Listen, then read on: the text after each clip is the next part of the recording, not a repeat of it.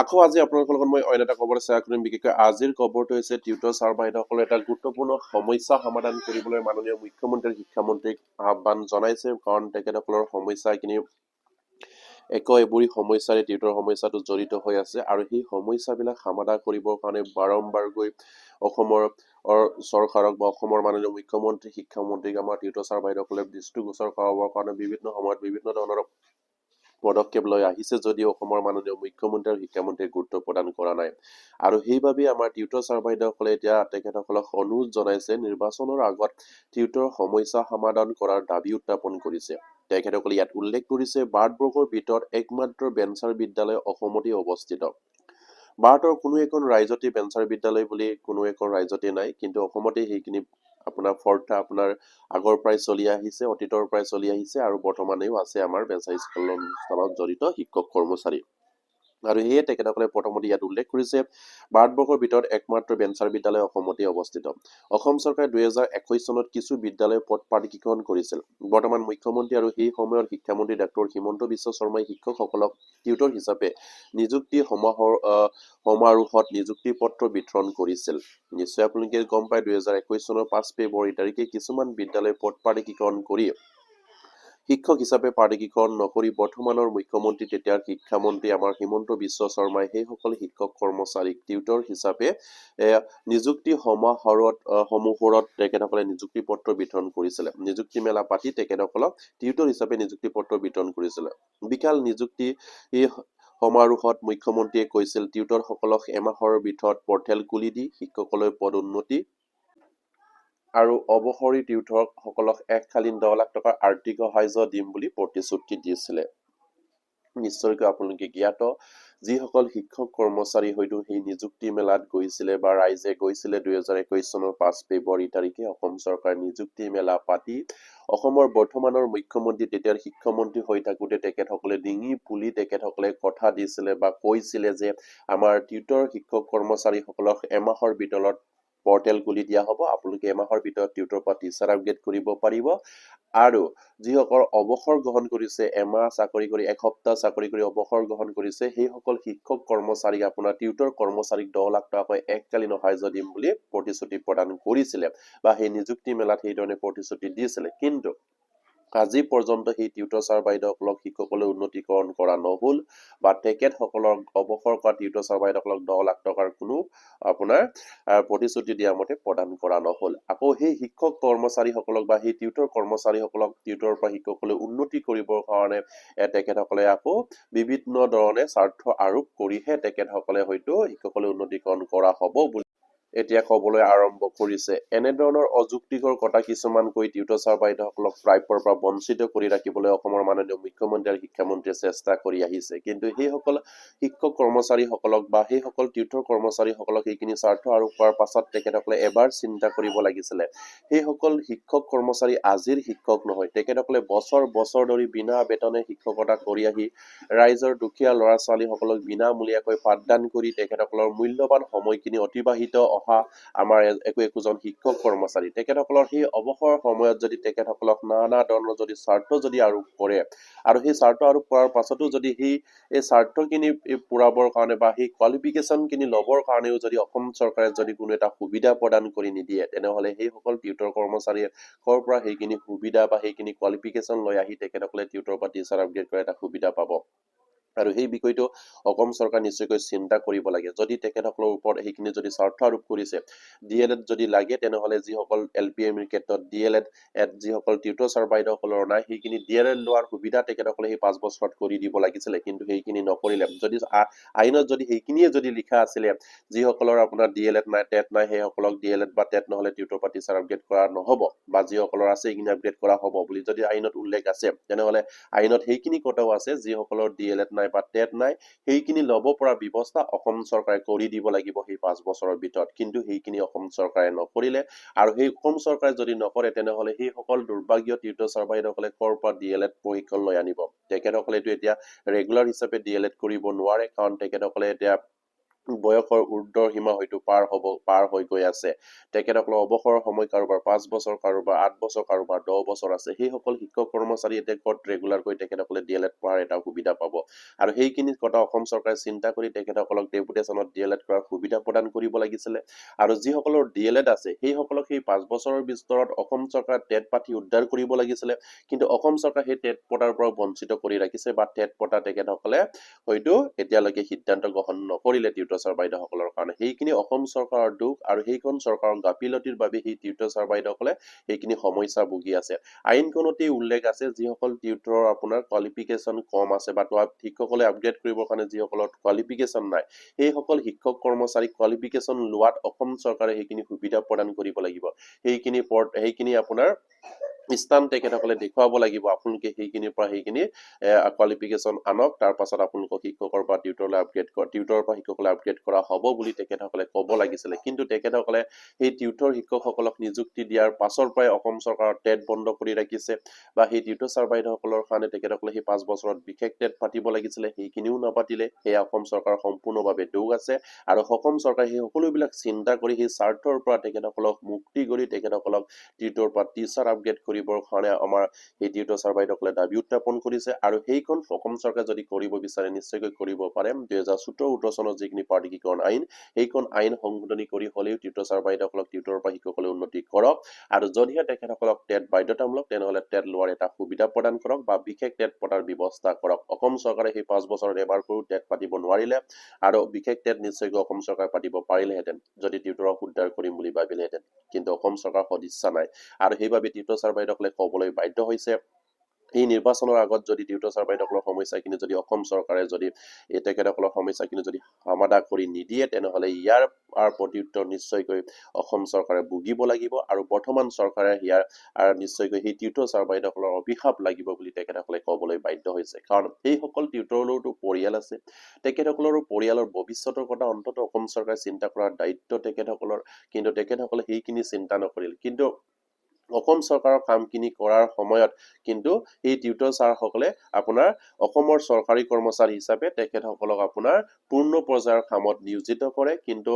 নামত তেখেতসকলক শিক্ষক নহজাই টিউটৰ হিচাপে বঞ্চিত ৰাখিছে আৰু তেখেতসকলক দৰমহাৰ ক্ষেত্ৰত হাজাৰ হাজাৰ পোৱা শিক্ষকৰ লগত তেখেতসকলক কাম কৰিব দি কিন্তু দৰমহা কিন্তু তেখেত সেই টিউটৰ ছাৰ বাইদেউসকলক সামান্য এটা পাৰিতোষিক প্ৰদান কৰিছে এজন ৰেগুলাৰ শিক্ষকক যিধৰণে দৰমহা প্ৰদান কৰে কিন্তু টিউটৰসকলক সেইদৰে প্ৰদান নকৰে সামান্য এটা পাৰিতোষিক প্ৰদান কৰি ৰেগুলাৰ শিক্ষকৰ দৰে কাম কৰিবলৈ দিছে কামৰ ক্ষেত্ৰত কিন্তু কোনো টিউটৰ নহয় তেখেতসকল শিক্ষক কিন্তু তেখেতসকলক প্ৰাপ্য পোৱাৰ সময়ত তেখেতসকলে টিউটৰ তেখেতসকলে মৰ্যাদাৰ পদ মৰ্যাদাৰ খিনি বিচাৰাৰ সময়ত তেখেতসকলে টিউটৰ কিন্তু তেখেতসকলে সমকামৰ সমদৰ্ম বিচাৰাৰ ক্ষেত্ৰত তেখেতসকলক টিউটৰ এই নাম দি অসম চৰকাৰে বঞ্চিত কৰি ৰাখিছে আৰু অসম চৰকাৰৰ সেই যিখিনি আপোনাৰ কূটনীতি সেইখিনি অসমৰ জনসাধাৰণে লাহে লাহেকৈ বুজি পাইছে আৰু ইয়াৰ প্ৰত্যুত্তৰ নিশ্চয়কৈ অসম চৰকাৰে ভুগিব লাগিব আৰু সেই টিউটৰ ছাৰ বাইদেউসকলে যিদৰে অভিশাপ প্ৰদান কৰিব সেই অভিশাপ নিশ্চয়কৈ সেইসকল হয়তো আমূল বিষয়ৰ লগত গাত লাগিব যিসকলে তেখেতসকলক এই ধৰণে তিলকৈ মৃত্যু মুখলৈ ঠেলি দিয়া এখন আইন বনাই তেখেতসকলৰ পৰিয়ালৰ কথা চিন্তা নকৰি তেখেতসকলক আৰ্থিকভাৱে দুৰৱস্থা কৰি তেখেতসকলৰ পৰিয়ালৰ ভৱিষ্যত শেষ কৰিছে ঠিক তেনেকৈ সেইসকলৰো হয়তো অভিশাপ আমাৰ সেই টিউটৰ ছাৰ বাইদেউসকলৰ লাগিব আৰু সেয়েহে শেষবাৰৰ কাৰণে আমাৰ সেইসকল টিউটৰ ছাৰ বাইদেউসকলে মাননীয় মুখ্যমন্ত্ৰী শিক্ষামন্ত্ৰীক অনুৰোধ জনাইছে 16 ফেব্ৰুৱাৰীৰ পৰা যিখিনি অসম বাজেট অধিৱেশন হ'ব শেষৰটো বাজেট অধিৱেশন আপোনাৰ চৰকাৰৰ দিনত এইটো দিনতে আপোনালোকে এই শেষৰটো দিনতে আপোনালোকে সেই টিউটৰ ছাৰ বাইদেউসকলৰ সমস্যাখিনি চিৰজীৱনৰ কাৰণে নাইকিয়া কৰক তেখেতসকলক টিউটৰ পৰা টিচাৰ আপগ্ৰেড কৰাৰ সুবিধা প্ৰদান কৰি যাওক বুলি তেখেতসকলে দাবী উত্থাপন কৰিছে আৰু ইয়াৰ পাছত তেখেতসকলে কি কৈছে ইয়াৰ নিশ্চয়কৈ আপোনালোকৰ লগত শ্বেয়াৰ কৰি আপোনালোকে স্কিপ নকৰি শেষলৈ ভিডিঅ'টো চাই থাকিব আৰু ইয়াত উল্লেখ কৰিছে কিন্তু আজি 5 বছৰ অতিক্ৰম কৰাৰ পিছতো টিউটৰ পৰা শিক্ষক নহল আৰু অৱসৰপ্ৰাপ্ত টিউটৰ আৰু মৃত্যু টিউটৰ পৰিয়াল 10 লাখ টকা নেপালে আৰু প্ৰায় 90% টিউটৰ ডিএলএড প্ৰশিক্ষণ আৰু 25-30 বছৰ শিক্ষকতা কৰাৰ অভিজ্ঞতা আছে আৰু তেনেস্থলত টিউটৰক টেট বাধ্যতামূলক কৰাটো দুৰ্ভাগ্যজনক নিশ্চয়কৈ এটা গুৰুত্বপূৰ্ণ বিষয় যিহেতু অসম চৰকাৰে যি ধৰণৰ হঠকাৰী সিদ্ধান্ত লৈছে যিসকল টিউটৰ ছাৰ বাইদেউসকলে আপোনাৰ যিসকল টিউটৰ অলৰেডি 90-80% টিউটৰ ছাৰ বাইদেউসকলে অলৰেডি আপোনাৰ ডিএলএড প্ৰশিক্ষণ গ্ৰহণ কৰিছে আৰু 25-30 বছৰ তেখেতসকলে শিক্ষকতা কৰাৰ অভিজ্ঞতা থকাৰ পাছতো তেখেতসকলক টেট বাধ্যতামূলক কৰাটো এটা দুৰ্ভাগ্যজনক বুলি টিউটৰ ছাৰ বাইদেউসকলে আপত্তি জনাইছে আৰু সেয়া মাননীয় মুখ্যমন্ত্ৰী শিক্ষামন্ত্ৰীয়ে এবাৰ কথাটো ভাবি চাব লাগে সেইসকল টিউটৰ ছাৰ বাইদেউসকল আজিৰ শিক্ষক নহয় তেখেতসকলে বহু বছৰ ধৰি তেখেতসকলে শিক্ষকতা কৰাৰ পাছত অসম চৰকাৰে এটা নাম দি প্ৰভিন্সিয়েলাইজ কৰা একোজন শিক্ষকক টিউটৰ সজাই প্ৰভিন্সিয়েলাইজ কৰা টিউটৰহে তেখেতসকলে কিন্তু অসম চৰকাৰে কিন্তু তেখেতসকলক যি ধৰণে নিযুক্তি দিব লাগিছিলে সেইমতে নকৰিলে যি ধৰণে প্ৰভিন্সিয়েলাইজ কৰিব লাগিছিলে সেই ধৰণে নকৰিলে আৰু সেইবাবেই টিউটৰ ছাৰ বাইদেউসকলে এটা দুখ প্ৰকাশ কৰিছে যে 80-90% টিউটৰ ছাৰ বাইদেউসকলে ডিএলএড প্ৰশিক্ষণ গ্ৰহণ কৰিছে আৰু যিসকল আপোনাৰ টিউটৰে আজি এই 25-30 বছৰ ধৰি অভিজ্ঞতা থকাৰ পাছত তেখেতসকলে আকৌ টেট বাধ্যতামূলক কৰাটো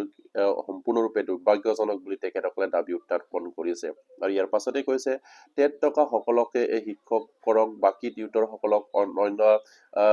ন্যূনতম আপোনাৰ মাহিলী 30,000 কৰক আৰু অৱসৰ টিউটৰ সকলক 10 লাখ টকাৰ নিৰ্বাচনৰ আগত দিয়াৰ ব্যৱস্থা কৰিবলৈ মুখ্যমন্ত্ৰীক আহ্বান জনালো বুলি তেখেতসকলে ইয়াত উল্লেখ কৰিছে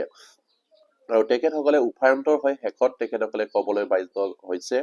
যিসকলৰ টেট আছে তেখেতসকলক টিউটৰৰ পৰা শিক্ষকসকলে আপগ্ৰেড কৰক আৰু যিসকলৰ নাই তেখেতসকলক আপোনাৰ মাহিলী ন্যূনতম আপোনাৰ তেখেতসকলৰ মজুৰি তেখেতসকলৰ দৰমহাটো 30,000 টকাকৈ দিব লাগে বা 30,000 টকালৈ বৃদ্ধি কৰিব লাগে আৰু যিসকলে অৱসৰ গ্ৰহণ কৰিছে সেইসকল টিউটৰ ছাৰ বাইদেউসকলক মাননীয় মুখ্যমন্ত্ৰীয়ে প্ৰতিশ্ৰুতি দিয়া মতে 10 লাখ টকা নিৰ্বাচনৰ আগত মোকলাই দিবলৈ কাৰণে বা সেইখন সিদ্ধান্ত গ্ৰহণ কৰিবৰ কাৰণে তেখেতসকলে আহ্বান জনাইছে কিন্তু সেইখিনি নিৰ্বাচনৰ আগত আৰু টিউটৰ সকলেও নিয়মীয়া শিক্ষকৰ দৰে পাঠদান আৰু সকলো কাৰ্য সম্পন্ন কৰাৰ লগতে সময়লৈ বিদ্যালয়ত থাকে আৰু বৰ্তমান অৱসৰী টিউটৰ সকলৰ অৱস্থা পানীত হাঁহ নচৰাৰ দৰে হৈছে বহুতো অৱসৰী টিউটৰে বিভিন্ন ধৰণৰ হাজিৰা কাম কৰাৰ পৰিলক্ষিত হৈছে আমি দৰং জিলাৰ টিউটৰ সন্থাই মুখ্যমন্ত্ৰী মহোদয়ৰ পৰা নিৰ্বাচনৰ আগত দৰমহাৰ মাহিলী 30,000 টকা আৰু অৱসৰী টিউটৰৰ লগতে মৃত অৱসৰী টিউটৰৰ পৰিয়ালক 10 লাখ টকা মোকলাই দিবলৈ আশা কৰি আছে বুলি তেখেতসকলে ইয়াত উল্লেখ কৰিছে বিশেষকৈ আপোনাৰ দৰং জিলা টিউটৰ ছাৰ বাইদেউসকলৰ ফালৰ পৰা এইখিনি দাবী উত্থাপন কৰিছে কিন্তু গোটেই অসমৰ টিউটৰ ছাৰ বাইদেউসকলৰ এটাই দাবী যিসকল টিউটৰ ছাৰ বাইদেউসকলক তেখেতসকলে দুৰ্ভাগ্যজনকভাৱে টেট বাধ্যতামূলক কৰিছে তেনেহলে টেট দিয়াৰ ব্যৱস্থাও কৰি দিব লাগিছিলে কিন্তু সেইটো নকৰিলে যেতিয়ালৈকে তেখেতসকলে বিশেষ টেট এটা দিয়াৰ ব্যৱস্থা যদি অসম চৰকাৰে কৰিব নোৱাৰে তেতিয়ালৈকে সেইসকল টিউটৰ ছাৰ বাইদেউসকলৰ দৰমহাখিনি 30-35 হাজাৰলৈ বৃদ্ধি কৰি যিসকল অৱসৰ গ্ৰহণ কৰিছে সেইসকল টিউটৰ ছাৰ বাইদেউসকলক 10 লাখ টকাকৈ গ্ৰেজুৱেটি মোকলাই দিবৰ কাৰণে তেখেতসকলে দাবী উত্থাপন কৰিছে আৰু সেইখিনি কাম মাননীয় মুখ্যমন্ত্ৰীক সেই নিৰ্বাচনৰ আগত কৰি থৈ যাবলৈ আহ্বান জনাইছে যদিহে প্ৰকৃত যদি আমাৰ সেই মাননীয় মুখ্যমন্ত্ৰী সেই টিউটৰ ছাৰ বাইদেউসকলক তেখেতৰ দিনত যদি শিক্ষামন্ত্ৰীৰ দিনত যদি প্ৰভিন্সিয়েলাইজ কৰিছিলে তেখেতসকলৰ যদি উদ্ধাৰ কথা যদি সঁচাকৈ যদি মাননীয় মুখ্যমন্ত্ৰীয়ে বিচাৰিছে তেনেহলে সেইসকল টিউটৰ ছাৰ বাইদেউসকলৰ কাৰণে নিৰ্বাচনৰ আগত তেখেতসকলক বিশেষ টেট পাতিবৰ কাৰণে শিক্ষা বিষয়াসকলক নিৰ্দেশ দি যাওক আৰু তেখেতসকলৰ মাহিলী যিখিনি দৰমহা সেই দৰমহাখিনি 30-35 হাজাৰলৈ বৃদ্ধি কৰক বিশেষকৈ LPMৰ ক্ষেত্ৰত আৰু তেখেতসকলক যিসকলে অৱসৰ গ্ৰহণ কৰিলে তেখেতসকলক 10 লাখ টকা মোকলাই দিবৰ কাৰণে বা মোকলাই দি যাবৰ কাৰণে আহ্বান জনাইছে সেয়েহে মাননীয় মুখ্যমন্ত্ৰীক আমাৰ সদৌ অসম পাৰ্টিকৃত শিক্ষক কৰ্মচাৰী টিউটৰ সন্থাৰ পালৰ পৰাই হওক বা অসমৰ সকলো টিউটৰ সন্থাৰ পালৰ পৰাই হওক তেখেতসকলক দাবী উত্থাপন কৰি আহিছে আৰু অসমৰ সাধাৰণ টিউটৰ ছাৰ বাইদেউসকলেও তেখেতসকলক অনুৰোধ জনাইছে যদিহে আমাৰ কাৰণে টেট বাধ্যতামূলক কৰিছে তেনেহলে বিশেষ টেট দিয়াৰ ব্যৱস্থা কৰি যাওক সেই নিৰ্বাচনৰ আগতে আৰু তেখেতসকলৰ মাহিলী যিখিনি দৰমহা সেই দৰমহাখিনি 30-35 হাজাৰলৈ